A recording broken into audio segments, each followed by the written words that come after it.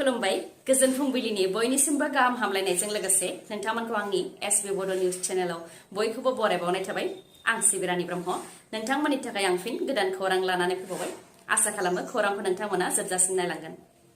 BSF जवान पूर्णम Kumar show जाय बिथांखौ पाकिस्तानाव हमनानै दोनदोंमोन बेखौ नोंथांमोनहा मिथिगौ जानो हागौ BSF जवान पूर्णम कुमार शो बिथांखौ दा पाकिस्ताना एंगारनानै हरबाय थांनाय 23 एप्रिलावनो पाकिस्तानाव गोरोन्थियै थांफ्रांदोंमोन BSF जवाना पान्जाबनि फिरोजपुर सेक्टरनिफ्राय बिथाङा गोरोन्थियै थांफ्रांदोंमन आबादारिफोरखौ बेंनो थाखाय थांनायाव बिथाङा दान्दिसे सम जिरायथ'नो होनानै फांसे दंफां सायाखौ थांखि खालामनानै थांनायाव भारतनि सिमाखौ बारलांदोंमोन आरो पाकिस्तानाव सौहैनानै पाकिस्ताननि रेन्जारफोरजों हमजानो गोनां जादोंमोन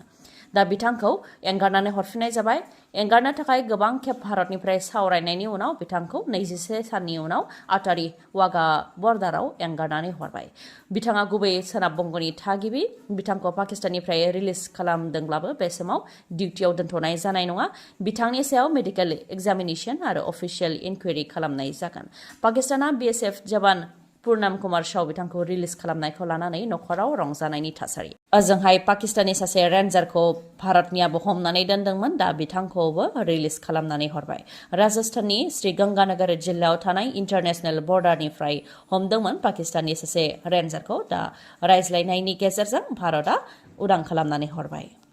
बिटिआर गोरोबथानि गेजेरजों सनितपुर आरो गहपुरनि मोन 60 गामिफोर जायफोर बिटिआरआव हाबबाय बेफोर गामिफोरा जाहाथे बिटिसि बिसायख'थियाव भट होनो हायो बेनि थाखाय बेफोर गामिफोरा बबे बियाबाव हाबगोन अदेबानि बबे बियाबाव सोयोब्ला गासै बिथिङाव खाबजागोन बेखौ नोजोर होनानै रिपर्ट होनो थाखाय बिटिसि प्रिन्सिपाल सेक्रेटारिनिफ्राय नलबारि दरं बिश्वनाथ आरो सनितपुरनि डिसिफोरनिसिम लाइजाम हरदोंमोन बेखौ लानानै सुबुंफोरनि गेजेराव बेले-बेजे साननाय सोमजिदों ट्राइबेल भटारफोरखौ पासनय सेरफां बियाबाव बांसिन सोफैनानै पासनय सेरफां बियाबखौ एसटि रिजार्भ खालामनो नागिरदों होननानै सुबुंफोरनि गेजेराव गिनाय सोमजिदों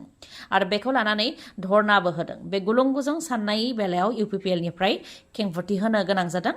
UPPL निफ्राय खेंफोरथि होदों दि मोन 60 गामिफोर जायफोर गामिफोरखौ बिटिसिआव सोनाय जादों बेफोर गामियाव फ्राय 32,000ल' सुबुं दं बेनि मादाव बेसेबाङा भटार बे दाबो फाइनाल जायाखै 32,000नि मादाव पासनय सेरफाङाव 15,000निफ्राय 16,000 भटार हरोब्लाबो थाखानाय एसटिनि 13,000 भटार ज' दाजाबोबा 30,000 भटार जायोबाबो एसटि बियाब जानाय नङा मानोना एसटि बियाब जानो थाखाय 50% एसटि भटार थानो नांगोन बा जानो नांगोन अब्लासो जागोन होननानै बुंथियो बेनिखायनो बेखौ लानानै गुलुं-गुजुं साननांगौनि गोनांथि गैया होननानै रोखायै खेंफोरथि होयो UPPL दोलोनिफ्राय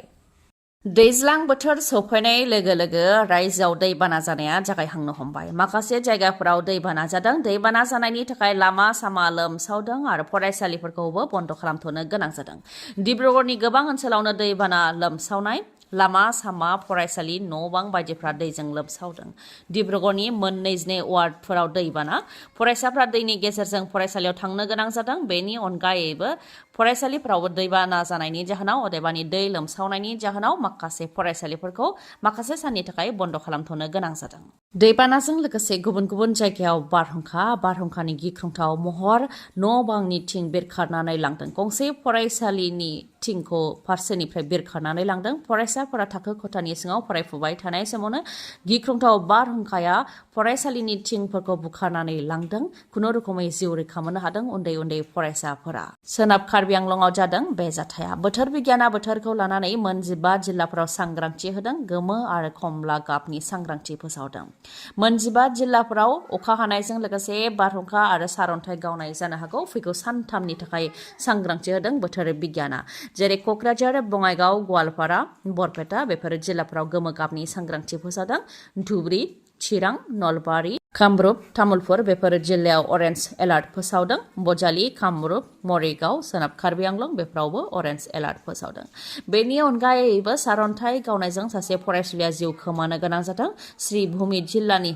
बदरपुर हासानपुरनि 4 नं वार्डनि थागिबि सासे फरायसुलिया कलेजाव थांबाय थानाय समावनो सारअन्थाइ गावनायजों जिउ खोमानो गोनां जादों फरायसुलिनि मुङा जाहिदा पारबिन बिथाङा कलेजाव थांबाय थानाय समावनो सारअन्थाइया बिथांनि सायाव गावदों जायजों बिथाङा जिउ खोमानो गोनां जादों अपारेशन सिन्दुरनि जाफुंसारनायखौ लानानै भारतआव जागायबाय तिरंगा यात्रा 14 मेनिफ्राय लानानै 20 मेसिम गासै हादरावनो तिरंगा यात्राखौ लानाय जादों। अपारेशन सिन्दुरनि गेजेरजों पाकिस्तानी उदखारिफोरनि गोबां खहा खालामनो हानायखौ लानानै लोगोसे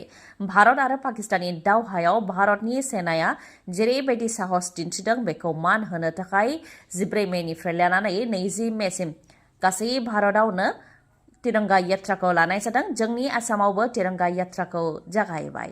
डक्टर हेमन्त बिश्व शर्मा बिथांनि दैदेननायाव तिरंगा यात्रा खालामदों, जेराव बिथांमोनहा आखायाव फिरफिला लानानै ज'ज'यै हानजा सुरदों। गोबां सुबुंफोरखौ बेयाव बाहागो लानायखौ नुनो मोननाय जादों आरो भारत माता की जय स्ल'गानजों बिथांमोनहा हानजाखौ सुरदों। आसामनि अनगायैबो बेबायदिनो दाब दाब जायगायाव तिरंगा यात्रा हाबाफारिखौ जागायबाय। ओजोंहाय बिजेपिनि सासे मन्थ्रियानो सोंखारि जाथाव बिबुंथि होदों अपारेशन सिन्दुरखौ लानानै। अपारेशन सिन्दुरनि गेजेरजों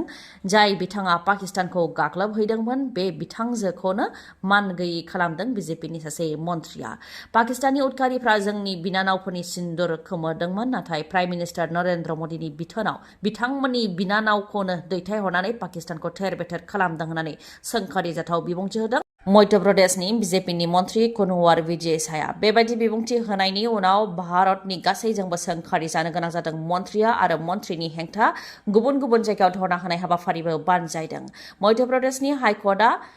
बिजेपिनि मन्थ्रि कुनवार विजय सानि हेंथा एफआइआर होनो थाखायबो बिथोन होदों। मध्य प्रदेशनि डाइरेक्टर जेनेरेल अफ पुलिसखौ बिथोन होदों। जाय बिथांजोआ भारतनि जानानै अपारेशन सिन्दुरनि गेजेरजों पाकिस्तानखौ गाग्लोबहैनानै थेर बेथेर खालामनो हादोंमोन, बेबायदि बिथांजोनि सायावनो बेबायदि बिबुंथि होनाय आरो बेबायदि बिबुंथि होनायजों गुबुन गुबुन धोरोमनि गेजेराव सुथुर साननाय लाबोनो हागौ। बेनिखायनो बिजेपिनि मन्थ्रि कुनवार विजय सानि हेंथा एफआइआर होनो थाखाय बिथोन होदों हाइकर्टआ।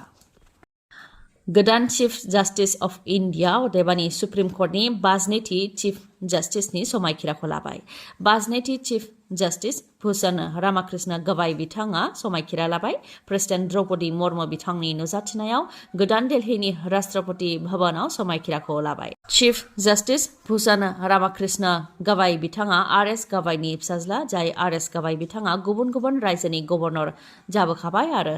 बिथाङा सासे राजखान्थिगिरिबो। दा बिथाङा सुप्रिम कर्टनि चिफ जास्टिसनि समायखिराखौ लाबाय। समायखिरा लानाय हाबाफारियाव द्रौपदी मुर्मु बिथांजों लोगोसे prime minister Narendra Modi, vice president Jagdeep Dhankhar, एक्स चिफ जास्टिस अदेबानि मासि एंगारलांनाय चिफ जास्टिस सन्जीव खान्ना बिथाङाबो बाहागो लादों।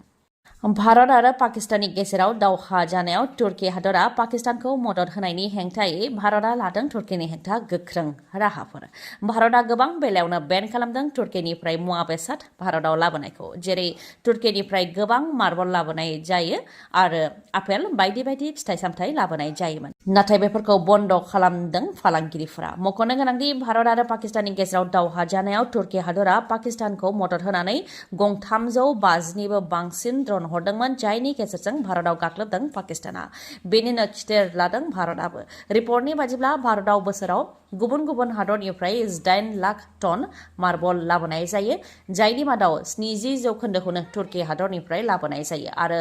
गाजियाबादाव 1200निफ्राय 1400 कौटि रांनि आपेल आरो बायदि बायदि फिथाइ सामथाइफोर लाबोनाय जायो। नाथाय भारत आरो पाकिस्ताननि दावहायाव तुर्की हादरा पाकिस्तानखौ मदद होनायनि थाखाय मार्बल लाबोनायखौ बन्द खालामनो थांखि लादों राजस्थाननि उदयपुर मार्बल फालांगिरि आफादा। जेरावनाखि एसियानि मादावनो बांसिन मार्बल दिहुननायनि मादाव राजस्थाननि उदयपुरावबो मोनसे। नाथाय बिथांमोनहाबो तुर्कीनिफ्राय मार्बल लाबोनायखौ बन्द खालामनो थांखि लादों। बेनि अनगायैबो गाजियाबादाव फिथाइ सामथाइ लाबोनायखौबो बन्द खालामनो थांखि लादों। लोगोसेनो भारतआव TRP एक्स हेन्डेल मुंनि तुर्कीनि चेनेल दंमोन, बेखौबो बन्द खालामनो थांखि लादों। बेनि अनगायैबो तुर्की आरो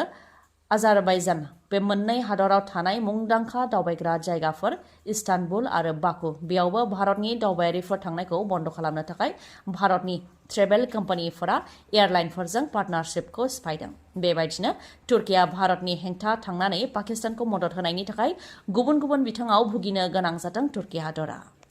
रायजोआव जानाय पन्चायत बिसायख'थिनि फिथाइखौ आसाम स्टेट इलेक्शन कमिशना फोसावनानै होबाय। गांसे प्रेस रिलिजनि गेजेरजों पन्चायत बिसायख'थिनि फिथाइखौ आसाम स्टेट इलेक्शन कमिशना फोसावनानै होबाय। फोसावनानै होनाय बायदिब्ला जिल्ला परिषद मेम्बाराव बीजेपी राजखान्थि दोला गासै 274 मासियाव देरहासार जानो हादों कंग्रेसआ मोन 72 मासियाव देरहासार जानो हादों आसाम गण परिषदआ मोन 27 मासियाव देरहासार जानो हादों अल इंडिया यूनाइटेड डेमोक्रेटिक फ्रन्टआ मोन 8 मासियाव देरहासार जानो हादों राइजो दलआ मोन 3 आरो इंडिपेंडेंटआ मोन 13 मासियाव देरहासार जानो हादों ओजोंहाय आनसलिक पंचायत मेम्बाराव बीजेपी राजखान्थि दोला 1261 मासियाव देरहासार जानो हादों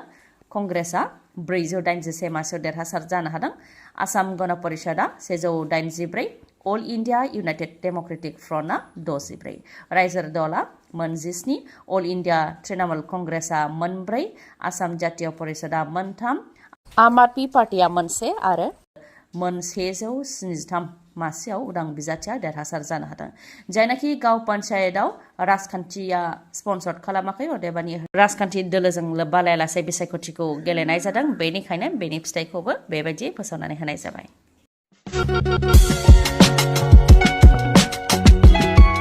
रायजो राजाफोरनि थाखाय गोजोनथाव खौरां गोलोम बोथोरनि अफार लानानै फैदों चिरां जिल्ला काजलगावआव थानाय MMH अट' श'रुमा अफारफोरा जाहैबाय जायखिजाया साखा खबनै मटर साइकेल बा स्कुटि बायोबा बेसेन नाङालासे सिलिं फेन गंसे मोननो हागोन बेनि अनगायैबो गोजाम मटर साइकेल नङाबा स्कुटिखौ सोलायनानै गोदान मटर साइकेल बा स्कुटिबो मोननो हागोन जायखिजाया मटर साइकेल आरो स्कुटि बायोब्ला बेसेन नाङालासे गंनै हेलमेट मोननो हागोन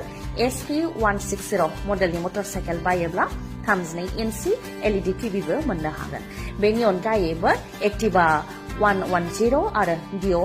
110 मडेलखौ बायोब्ला 3000 केशबेक मोननो हागोन नोंथांमोनहा गोरलैयैनो फाइनान्सआव मटर साइकेल नङाब्ला स्कुटिखौ मोननो हागोन आरो ल' डाउन पेमेन्ट होनानैनो जायखिजाया मटर साइकेल बा स्कुटिखौ नोंथांमोनहा बायनो हागोन थाबैनो नोंथांमोनहा बे खाबुखौ लानो हागोन गोलोम बोथोरनि थाखाय काजलगावनि MMH अट' श'रुमा फोसावनाय बे अफारा 5 मेनिफ्राय जागायबाय आरो 5 जुनसिम थागोन मोजाङै मिथिबावनो थाखाय 8720957824 बे जानबुं नाम्बाराव खौरां लानो हागोन गोजोन्थों